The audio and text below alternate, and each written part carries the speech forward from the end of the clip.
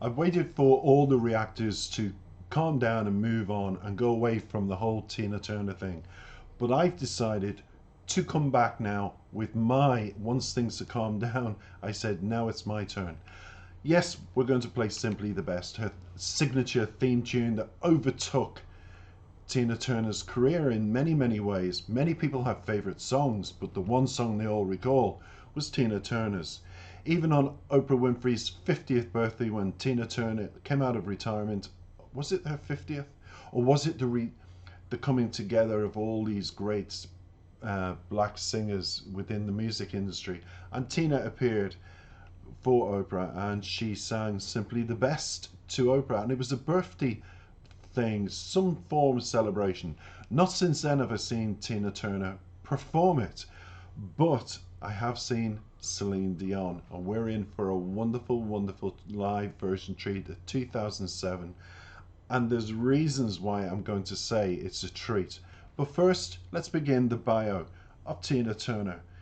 In tribute to Tina, this is short and sweet. She was American-born singer Tina Turner, known as Queen of Rock and Roll, and first found fame as the lead singer, as we all know, of the duo Ike and Tina Turner, before launching a massively successful career as a solo artist. Tina began her career with Ike Turner's King of Rhythm in '57 and first appeared on record under the name Little Ann. Following her split from Ike in the '70s, she launched what became known as the greatest comebacks in musical history. Her 1984 multi-platinum album Private Dancer was a big hit around the world, and she quickly became one of the best-selling artists of all time. Now, Tina also acted in the films, as we know, Tommy, Mad Max Beyond Thunderdome, I think that was with Mel Gibson, if I'm right, and Last Action Hero, and her 1993 biopic What's Love Got to Do with It brought her story to even more fans. She sold over 100 million records, earned 12 Grammy Award nominations, 3 Grammy Hall of Fame awards, and a Grammy Lifetime Achievement Award. She was also the first black artist and the first female to be on the cover of Rolling Stone. Tina Turner was born November 26, 1939, in Brownsville, in Tennessee. She marked her 83rd birthday in 2022. Her parents, Floyd and Selma Bullock, worked as sharecroppers, separated in the early '50s, and Tina went to live with her grandmother in Nutbush, Tennessee. When she was 16, she moved to St. Louis, Missouri, where in 1956 she met Ike Turner and started to perform with his band Kings of Rhythm. Now, Tina Turner's real name was Anna Mae Bullock. She started out performing under the name Little Ann until her partner Ike Turner persuaded her to change it to Tina Turner when they performed together as the Ike and Tina Turner Revue.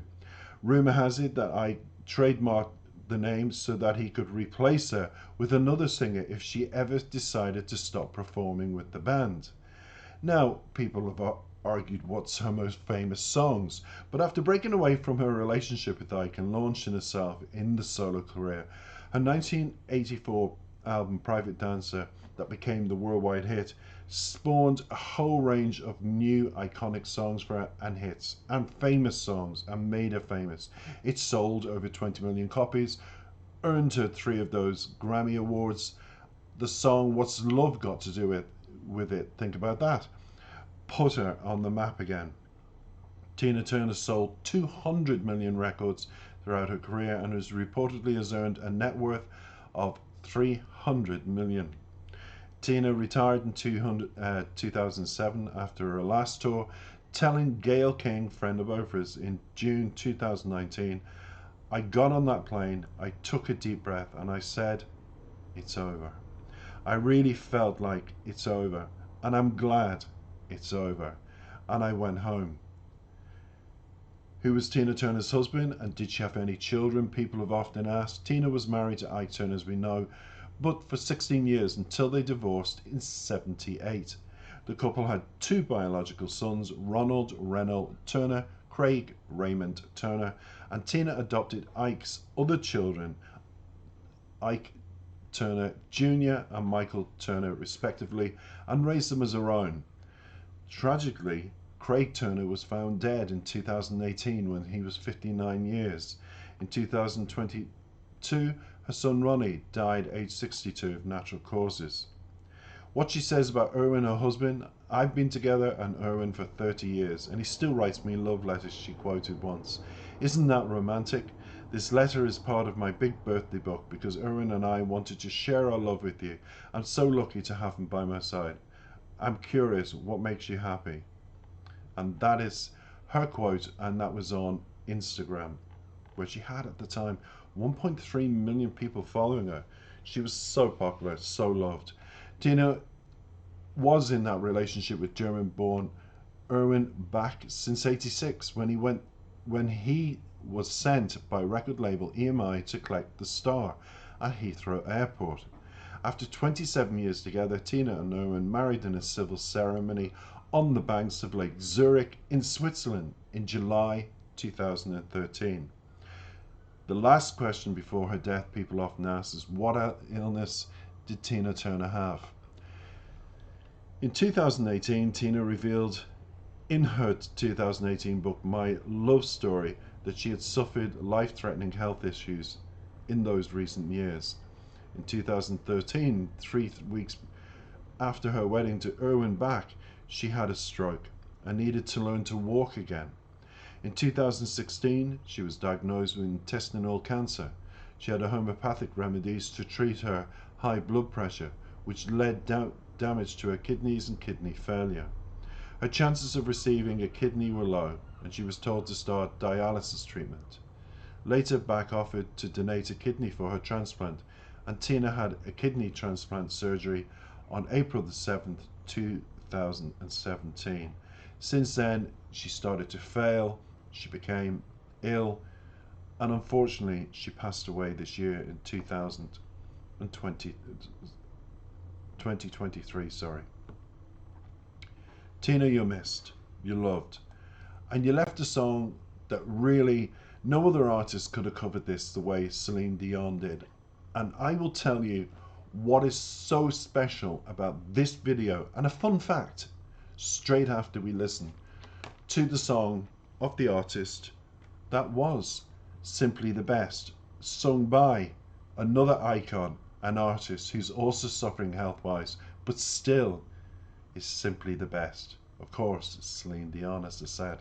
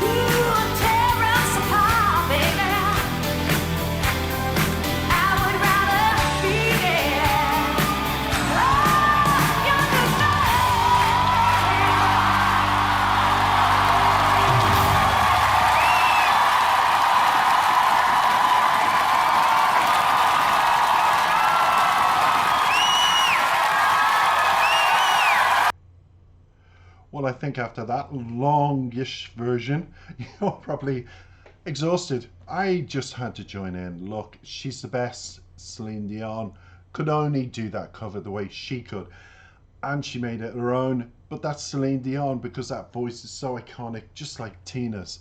And I think people were it's overplayed with Tina. There's a very interesting, don't go away, there's a very interesting fact that only I learned when I did research on the song itself. It's not a Tina Turner song. What do you mean by that? Well, I'm going to tell you because I was in shock. More in shock than I was in shock. I was so in shock, I said, how can I tell the fans of Tina Turner this? Also known as Simply the Best, this became a signature song for Tina Turner. But everybody, it was originally recorded by, drumroll, Bonnie Tyler, who's famous for the Hero song. Was she from Wales? Wales, I think, over there across the pond in England. On her 1998 album Hide Your Heart, released as Notes from America in the United States. Tyler's version went to 95 in the UK and was released as a single in America. Turner released it as the lead single from her Foreign Affair album, and her version was the international hit we all know and love. Now, are you in shock? Let me continue. This is written by Mike Chapman and Holly Knight, who have written a number of other successful songs, including Better Be Good to Me, also Tina Turner, and Love is a Battlefield. When Tina Turner heard Bonnie Tyler's original version, she called Knight and said she'd record it if they could make a few changes.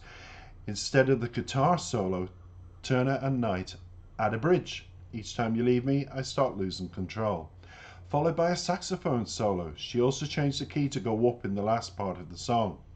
When you think of this song, you probably go right to the chorus, which tells it in certain terms, you're simply the best. The rest of the song, though, is pretty saucy and very romantic, with lines like, you speak a language of love like you know what it means.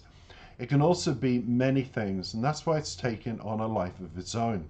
Co-writer Holly Knight said in the Songfacts interview, it can be a love song, it can be a love for anything, but it's also very marketable, and it has different meanings to it depending on who is singing it and why they're singing it. I think when you find something, whether it's a thing or a person, when you've finally found something, it says in the lyrics, that's the masterpiece of whatever it is, the best really describes that, she added. Part of me was writing it as a love song because I had somebody in mind that I was writing it for, but we had no clue it was going to be a song that made the kind of impact it has done and did since we've written it and Tina step-marked it. The Best has been used in countless tribute videos on sundry occasions. It became Tina Turner's anthem, a title she earned by rising to fame after the Ike and Tina Turner saga, and then staging a spectacular comeback as that solo artist of worth. But the song was also adopted by both the English boxer Chris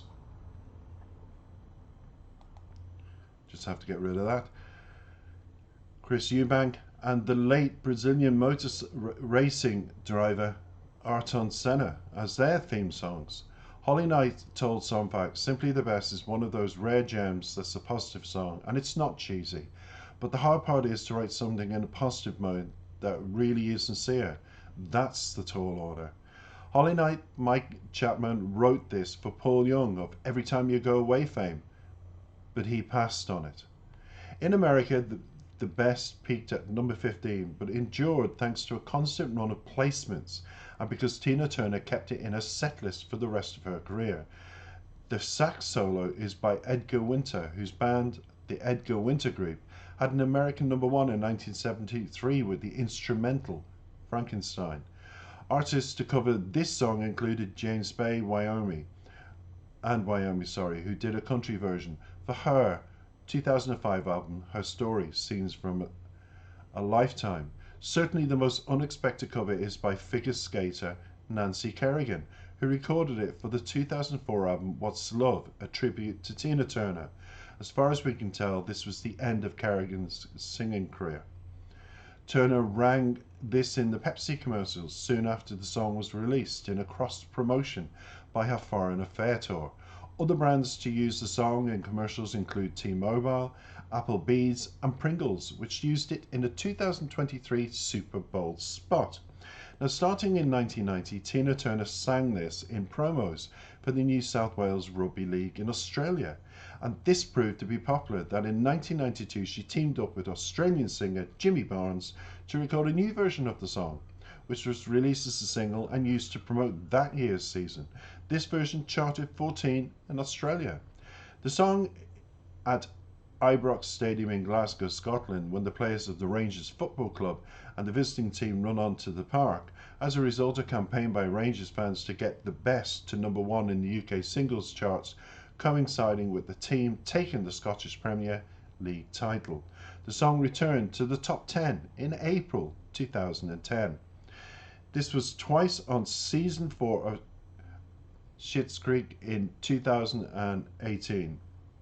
On the episode Open Mic, Patrick Noah Reid serenaded David Dan Levy with an acoustic rendition. Reid's version reached the top 10 on the iTunes Canada chart. On the episode The Olive Branch, David gave a lip-synced performance to Tina Turner's version to make amends with Patrick after a breakup. This was also used on The Simpsons in the 2016 episode Much Ado About Nothing.